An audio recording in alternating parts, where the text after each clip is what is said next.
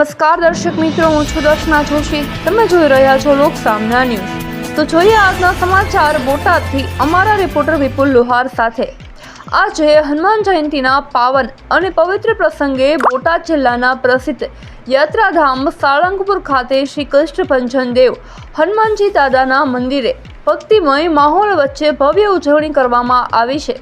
વહેલી સવારથી જ મંદિરે ભક્તોનો વિશાળ મેળાવડો ઉમટી પડ્યો હતો અને સમગ્ર વાતાવરણ જય હનુમાનના નાદોથી ગુંજી ઉઠ્યું હતું.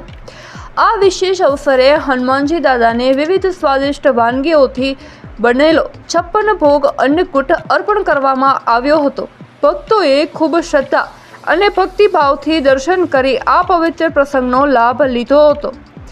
મંદિરે સુંદર ફૂલોથી શણગાર કરવામાં આવ્યો હતો અને ધાર્મિક વિધિઓ સાથે આરતી અને પૂજન કરવામાં આવ્યા હતા. આ કાર્યક્રમમાં સ્થાનિકો તેમજ દૂર દૂરથી આવેલા ભક્તોએ ઉત્સાહપૂર્ણ ભાગ લીધો હતો, જેના કારણે સાળંગપુર ધામમાં આધ્યાત્મિક ઉર્જાનો અનોખો અનુભવ જોવા મળ્યો હતો.